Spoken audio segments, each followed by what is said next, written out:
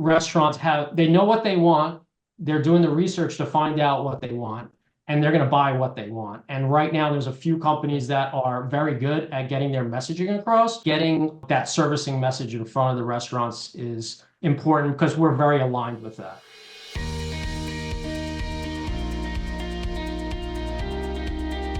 So, James, we had a great interview today with Alejandro Swaby of Servion. It's an interesting model. It's not one that I'm really familiar with, but I think you have a little bit more Yeah. familiarity with this, I've been right? doing point of sale as a service for a long time, back before it was even a thing. Right. And Alejandro has as well. And so it's really interesting, this idea of taking hardware, software, and service, bundling them all together for one monthly fee, not making it a lease, not making it official kind of rental. It's a subscription. So it's a Right. recurring revenue model, which our industry is all about recurring revenue. I think a lot of times there's a fear of like, hey, how much capital am I gonna have to put out to do this? But really, this is a fantastic way to deploy capital effectively and get a great ROI. So we talk about that. Then, of course, we have our clip with Rich Norton and talking about some sales tips and how to get out in the field and make more sales and sell more merchant accounts. And then, Patty, tell us about the insiders today. Well, this ongoing battle between the card brands and the merchants is ongoing, and it looks like it's going to be taken to court. Yep. That's what I I'm think hearing. we're going to have I think this is going to drag out probably for another 2, 3, even 4 years before we see a final settlement to this. Yep.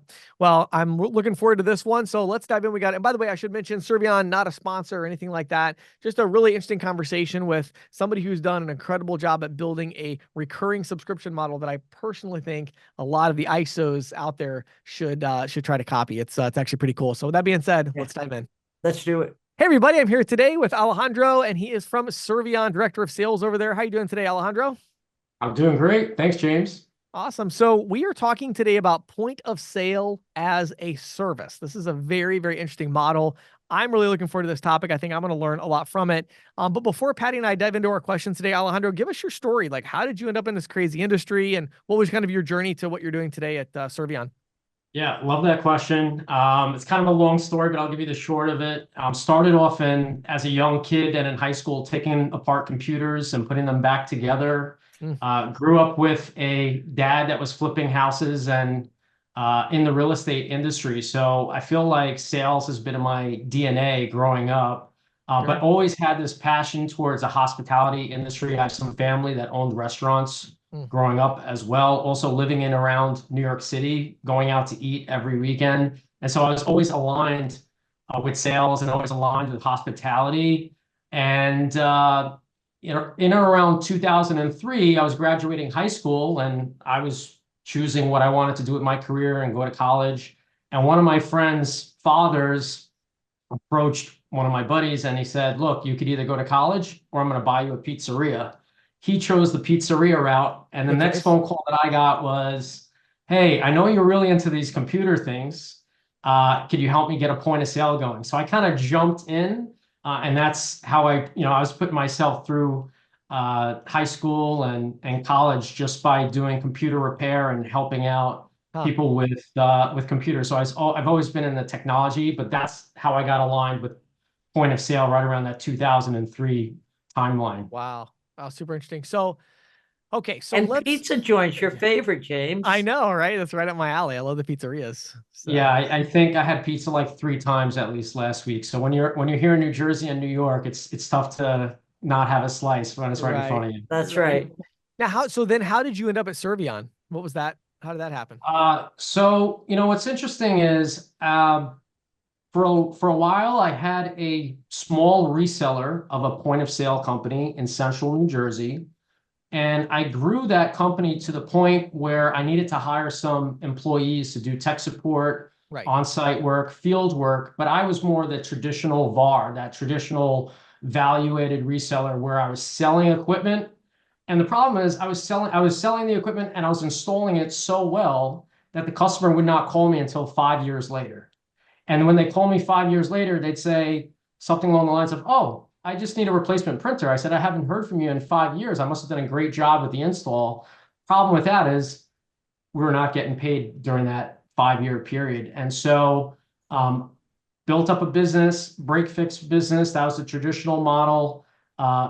met Servion because there was a shift happening in the 2010s.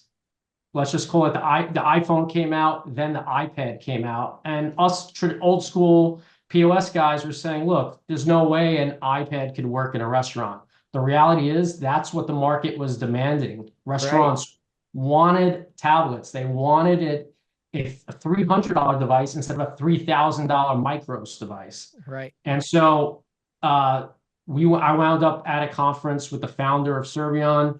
We hit it off, and I wound up exiting my portfolio of clients and brought them into Servion in 2016. So it's been 8 years as 8 of years. next. Right. Yes. Wow, that's cool. Yes, Patty.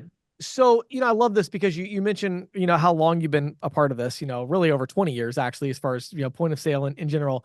What has changed? Like when you look at the point of sale landscape and kind of zoom out, what are the big trends and noticeable changes, both in terms of kind of market saturation? A lot more people have POS now versus that they used to, the expectations of the merchant. Talk a little bit about kind of the market as a whole. Yeah, I think number one is we live in the world of instant gratification. We live in the world of Amazon. And so in the past, getting a part for a POS, a proprietary POS piece of hardware, could take a couple of weeks. They do not have the patience for that. The only model that could work today is having a part and get them back up and running in real time. They're requesting real-time solutions, real-time solutions to their problems in order to keep the restaurants operational. My particular focus is on restaurants, but specifically full service restaurants.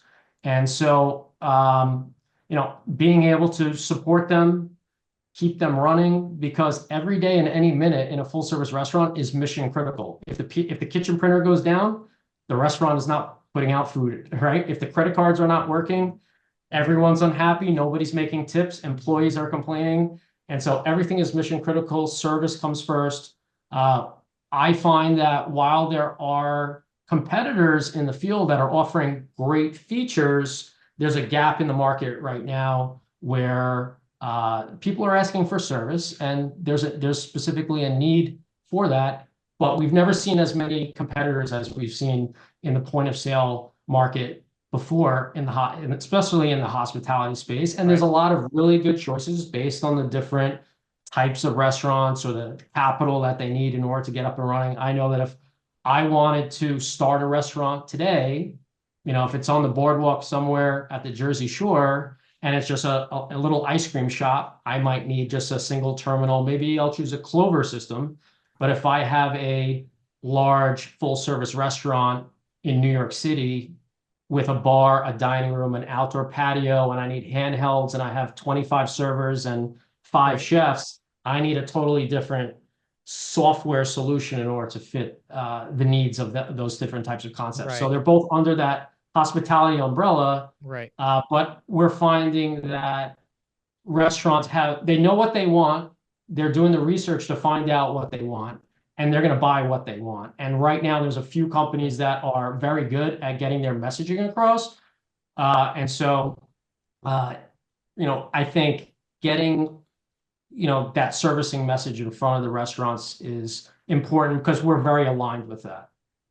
Yeah, sure. And so, I think you've set up like what some of the challenges are, but maybe if you could kind of drill down a little bit and, explain to us the challenges you solve with point of sale as a service.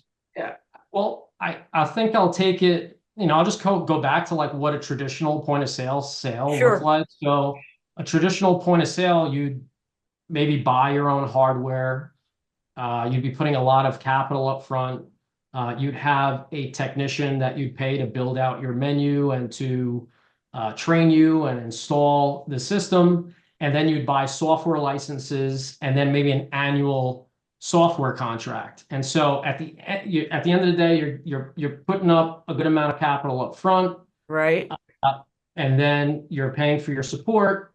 And then when things break down the road, now you're doing this all over again. There's a cycle. All right, I have to pay my annual renewal. I have to pay my terminal went down, my kitchen printer went down. And so my feeling of just kind of drilling down into that, Patty, is that in this world of Amazon and being able to return and get things quickly, the as a service model fits really well, because when we have a service incident, there is no invoice. There's no, hey, give me your credit card number over the phone. If one of our clients calls us and says, hey, my kitchen printer is down, we're just automatically going to replace their kitchen printer if we determine that it's not unplugged or it's, not connected to the network. Not So unplugged. it's I really like easy that. for us to provide a very high level of service. We're effectively an extension of the restaurant. And I always like to say to my restaurant clients, look, you're in the hospitality business. I'm a hospitality business for you, for the hospitality industry. Mm-hmm. So what is the POS as a service, and how does it actually address these challenges? Yeah, the way I that have I to address admit, it POS especially- is, I'm sorry, go ahead. Yeah. Thanks, Patty. I think as a service in its simplest form is, instead of buying a one-time license, a one-time software license where you have a product and it sits there for 1, 2, or 3 years. 3 years from now, when you buy a one-time license, you're just going to have the same product that you had 3 years ago. Right. With a SaaS model and a point of sale as a service model, I like to call it a Netflix for your business. When you turn on Netflix tonight, there's going to be a new show that you want to binge watch or whatever you like. I have a 6-month-old at home, so I don't really get to watch too much TV nowadays. But I like to say that the system that you're going to get today, you're going to have new features and functionality down the road. The system you buy today is not the same system that you're going to have 12 months from now. You're going to have new features and functionality just the same way that Netflix comes out with new content. So I think that's really exciting.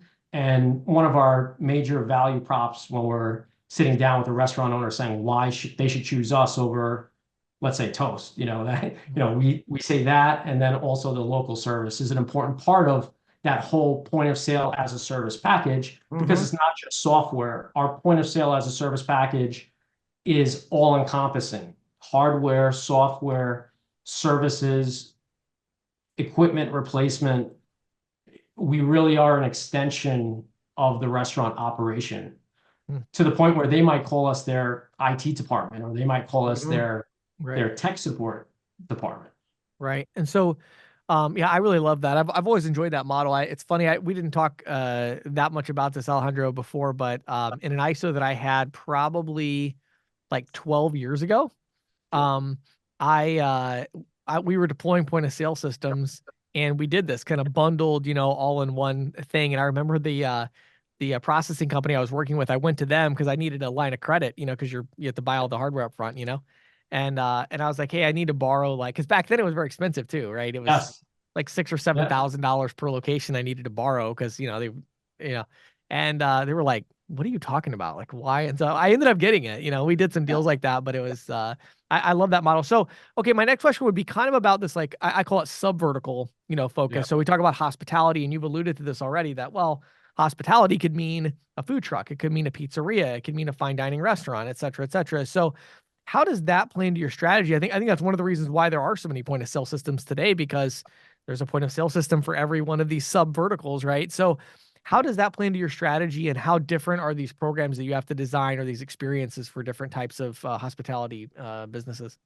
Yeah, I think, number one is we're a hospitality business. We have to listen to the customer and get customer feedback. Who are our happy customers? Who are the customers that are referring us every month saying, hey, look, these guys are awesome. These guys are the extension. And so I want to listen to those clients. I have a very good idea of who those clients are. And they are almost always a full service restaurant with a hostess stand, a bar, and they might have a couple dining rooms. So they're a large enough restaurant venue where they see a lot of value in what we have to offer there. There are some systems that I think work better than ours, especially in the pizza business, especially in a diner environment where you have 500 modifiers, maybe there's a better system for that. And so I think, to answer your question, I think to understand the sub-segment or your best vertical, you're going to need to do a little bit of trial by fire, I think. But really understanding who that happy customer is. And one of the advantages that we have with back to that as a service model with the software we carry, which is called EdgeServe POS. With EdgeServe, we could listen to our customers and they could tell us feedback like, you know what, we really need a better way to fire courses that are on hold. And so EdgeServe built us a really cool module to be able to fire and course out meals, especially in a fine dining style restaurant. And so it feels like we're naturally gravitating in that direction anyway, just based on who our customers are and what they're asking for. So I'm so interested in this with your service and your IT model here, because, to clarify, and I think everybody in our audience would know this, but I mean, this is really unique. So, this is not the average experience for a restaurant, let's say, right? Where you have this kind of bundled, thing. So how do you do this? How do you provide this level of support and service? Is it in-house? Is it third-party IT companies you're leveraging? Like, how are you actually providing this level of support to the restaurant? Yeah. Well, I think number one is when you talk to a restaurant about what their overhead is, their cost of goods, they're always going to talk to you about payroll. And so when they look at us as an extension of their payroll, now we're part of their team. The pricing becomes a much different conversation there. We also like to look at ourselves as a utility as opposed to just a one-time purchase. So if you buy a range, it's a one-time purchase, right? Right. Provide maintenance on it, it's just going to work. We are a team. What they're buying, in effect, is a subscription to us being an extension of their team. Which allows us to kind of create enough value to win deals over some of the competitors there at an expense. We are a more premium service provider. That means that we're not going to outsource our IT services to any outside contractors.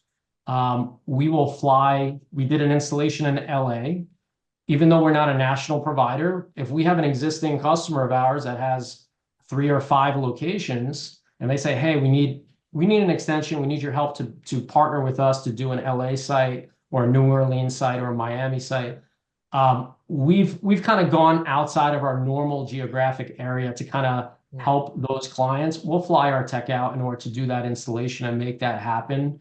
Although our normal geography is hitting that 100-mile radius around one of our offices. Yeah, that was actually my next question. So, what is that geography? So around one of your offices, like where does that cover? Kind of East Coast, or what do you guys cover? Yeah. So, I think back to just a little bit about our business and kind of what makes us run. It's definitely a different model. The as a service model helps us to have a very predictable cash flow. So we know exactly what that looks like. So we can predict how much support we need to hire in order to support the customer base in each one of these geographies. Everything is done in-house.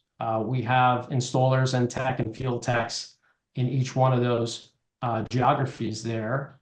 But to answer your question, we've, through a number of different ways, some of it luck, some of it through just natural, organic, post-COVID traditional POS dealers just, kind of not being in the business anymore. We've been able to expand geographically in the New York area. Our headquarters is based in Tarrytown, New York, which is in Westchester, around 30 minutes north of New York City. Right. But we service the whole New York City metropolitan area, including the state of New Jersey.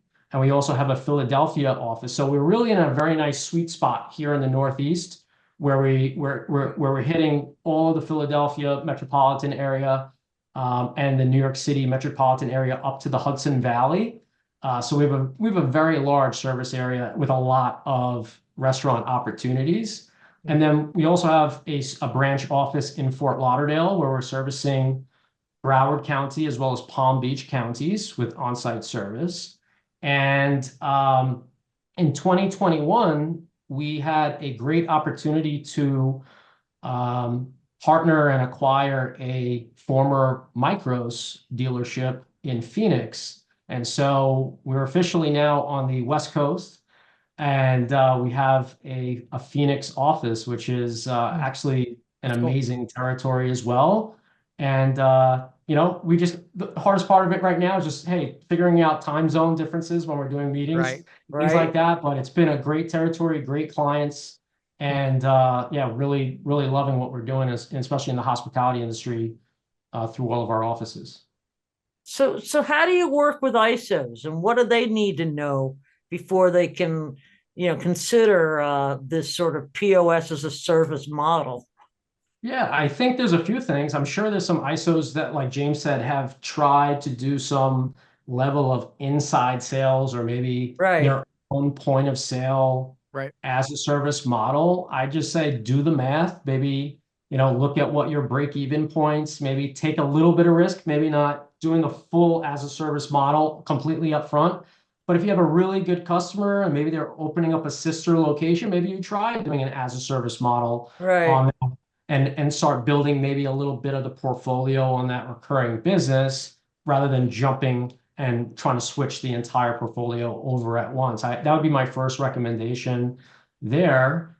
And I think that there's a number of different products that they could do that with, depending on what software they're deploying. I know some of my friends that are merchant level salespeople right now, they're deploying Clover. They're very happy with Clover. And Right. sometimes they, especially with the cash discounting and the dual pricing, sometimes it makes sense for them to provide them a Clover system upfront. Maybe the next consideration is maybe they do that as a service, similar to what we're doing. On our side, we have worked with ISOs before. Many of the products that we carry are processor agnostic. We do not have a formal distribution channel for resellers or a direct selling force selling our services, but we're certainly open to figuring out a referral program that would work in any of the geographies that we service. Yeah, I'm just curious when you talk about geographies, Alejandro, you talk about New York, New Jersey, Philly, the Hudson Valley, Tarrytown, sort of the lower part of the Hudson Valley. I'm a Yes. Hudson Valley girl. That's where I grew up. So, it kind of strikes me. Are you talking about going up as far as Albany? And if so, what about Providence, Boston? Are those markets that are likely expansions, or is that too much of an expansion? Yeah, I'd say we don't really get into New England, but Albany is just a straight shot Right. up the freeway, so that's pretty easy for us to do that. But I think if you went to our website, Servion.com, and you just saw the addresses of some of our offices, and you see, you just draw a 100-mile radius around Uh-huh. one of our offices. That's a kind of a simple way to determine whether we would be a fit. And I'd say that the customer that we're typically working with are those full service restaurant customers, Uh-huh. and they're almost always demanding local service. Yeah, Our sweet sure. spot is really finding those customers that maybe have gotten burned before in the past a couple of times, and they really said, "Look, I've had enough. I want a modern point of sale system, but I want the service of what the traditional guys were doing, like my Yes. Micros guy, my Aloha guy was doing back in the day." And that's exactly what we do. We're providing modern solutions, but we're providing the old school hands-on white glove service. One thing that strikes me here, Alejandro, is that, we didn't really dive into some of the really important details or mechanics of how POS as a service actually works. One thing that I think might help our listeners understand this, because they may not have ever done this before. Can you talk about, for instance, like the difference between what you're doing and, for instance, like maybe leasing a point of sale system, Yeah. or, what I mean? Explain what does it actually mean as a service? Who owns the equipment? How do Yes. you get paid? Like, give us a little bit of that, if you would. Yeah. I'm so glad that you brought that up, because I remember what it was like to sell leases, and we would have to do the credit check. We'd have to come Right. back with a lease application. We would do like a 25-page, personal guarantee with all this language in there, and they'd Right. get Right. scared and Yes. and everything like that. And one thing that I could say is that we put our money where our mouth is, especially when it comes to service. And so we introduced a 100-day satisfaction guarantee with our customers. Number two is we are buying the equipment in-house and we are distributing it out directly out of our pocket. So we're really putting our money where our mouth is, especially when it comes to our solution and the service that we're providing to the customers. And many of our customers, especially, a typical point of sale agreement is 36 months. Let's say that's the industry standard. Most of our customers are over 5-year clients. We have some 20-year clients. I know for me, I have some clients that I've had the entire time that I've been here at Servion for 8 years, and they're not going anywhere because they just know that they're getting taken care of. Yeah. And so I think to clarify, and correct me if I'm wrong here, because when I've done this model with different clients and stuff, I mean, what we're talking about is like, you guys own this asset of this hardware and you're deploying it out kind of I think the way people might understand it best would be like as a rental sort of. So it's like kind of. Correct. It's a subscription model. It's a rental. It includes the service. It includes the hardware. It includes the hardware replacement. So if we had a checklist of everything that they would want, we have a program there for them in almost all cases, and they would not have to do a deep dive leasing document. There's no third-party financing company involved. We're writing our own paper, and we're providing our own hardware. And so that's something, we train our people that, we're committing our capital. We're partnering with these restaurants. We're effectively investing into their restaurants when we're implementing these. Even if they're a startup new restaurant, we still have that. And so I think one thing I wanted to clarify with all of this is that, obviously, next year, maybe Patty can get some information from you about kind of where to go to learn more. But I think, for those that maybe are not in a market that you're in and they're trying to understand this model, there's many really good financial reasons for this model. In other words, when you lease a piece of hardware, right, that does absolutely nothing for the value of your company. I mean, literally nothing other than whatever money you got up front on the lease, that's income, but it does nothing to increase the valuation of your organization, of your company or your portfolio. Whereas when you're adding a restaurant that's paying you, let's say $1,000 a month or whatever to have hardware, software, service, well, that's a recurring revenue stream. And sure, there are going to be ongoing costs, replacing hardware, et cetera, but it's a really good model. And then behind the scenes, you can go and you can borrow money, which now is more expensive. So it's a little harder, but you can borrow the money to cover that cost, usually from your payment processor, as I alluded to earlier, what I did, and say, hey, look, I'm bringing you an account that does, we're going to generate $2,000 a month in margin on the account or whatever it is. And so, but even just that recurring revenue by itself, borrowing money to cover the hardware costs when we're seeing that there's a return, right? When you add that service in, it's like, well, what you're going to get from them is probably going to break even on the capital in a short period of time when you include the service as well. So it's a really, really good kind of financial model as well, right? Yeah, I'd say there's a reason why, the top software companies on the, Wall Street, NVIDIA and Amazon, they're all digital companies on this subscription model. And I think it makes a lot of sense, especially from a margin perspective, to do that for sure. So, okay, Alejandro, for ISOs and agents who want to learn more about Servion, what is your elevator pitch to them, in terms of what should they consider for partnering with you? Yeah. And so number one, and where would you send them to learn more, of course? Yeah, I think number one, I think knowledge and sharing information is very important. I've bumped into associates that we worked with many years ago. And so, number one, I love to network with folks. Happy to connect on LinkedIn or whichever your social of choice is. I'd also check out some of our blog posts on our website, servion.com. Yeah, just happy to connect, happy to share information. And like I said, I think from a partnership standpoint, if you find that you have a gap in, some of these geographic areas that we just talked about, I'd be happy to connect and maybe learn a little bit more about what you're looking for and how we might be able to help. And it's Alejandro Swaby, right? So Swaby, if they're looking you up on LinkedIn. Yep. Right. And then Servion, go ahead and spell that for us so we make sure we get it right. Yes. CERVION.com. Okay. Awesome. Alejandro, thank you so much for your time today and your insights. Really appreciate it. I love the point of sale as a service model. I think it's fantastic. I love what you guys are doing. So thanks for taking time out of your busy schedule to share it with us today. Absolutely, guys.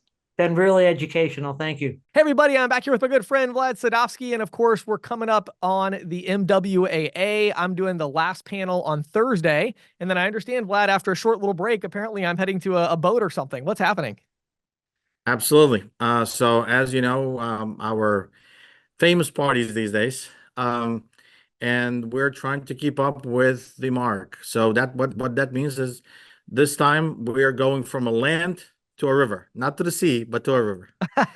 So yes, the party is on the boat, and it's 8:30 on 25th.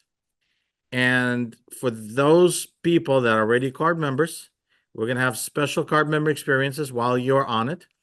And for the first time, we'll be showcasing some of our partnerships. And so while you're on the boat enjoying our party, there's going to be special experiences throughout the boat to be able to showcase some of our partner companies that we are partnering with, and that they will be able to showcase some of their experiences as part of our Nativia parties.